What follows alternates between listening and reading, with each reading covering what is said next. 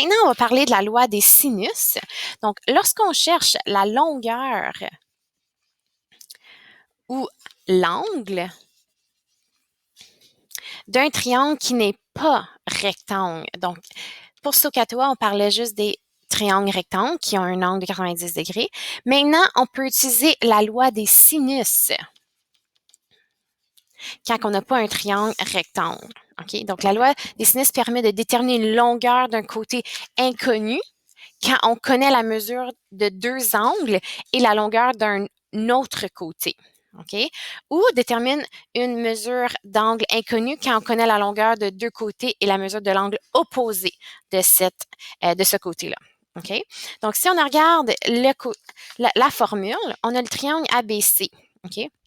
Ici, on n'est pas obligé de prendre ça ici en considération. Voici la formule de sinus. Elle peut être interprétée de cette façon-là aussi. Donc, on va faire un exemple pour illustrer le tout.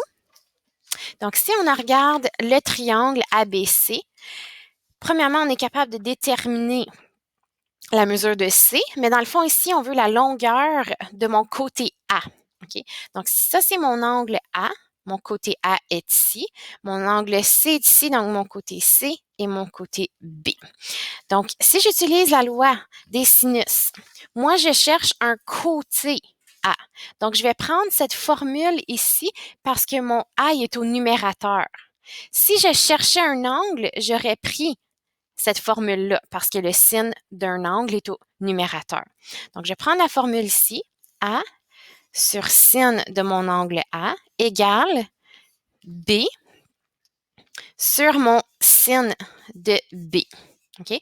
Donc, ici, c'est juste pour dire qu'ils sont tous un égal à l'autre, mais tu en prends juste deux. Tu n'es pas obligé de prendre ça ici.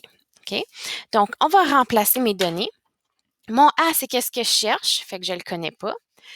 Mon angle A, c'est 68. Mon côté B, c'est 4,5. Et mon angle B, c'est sin de 43. OK? Donc, ici, on va juste isoler mon A. Donc, on fait fois sin de 68 de ce côté ici. Donc, on l'annule. On doit le faire de l'autre côté, fois sin de 68, qui me donne le calcul suivant. Je vais l'écrire à la droite.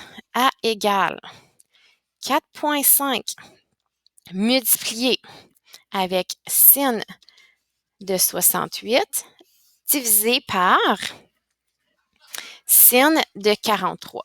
Donc, si je mets tout ça dans ma calculatrice, vous pouvez toutes les calculer individuellement et ensuite la multiplier et la diviser. Mon A est égal à 5,9 cm. Assure-toi que ta calculatrice est en degrés pour ça et que tu as fait ton 4,5 fois sin de 68 divisé par sin de 43. Et voilà la loi des sinus.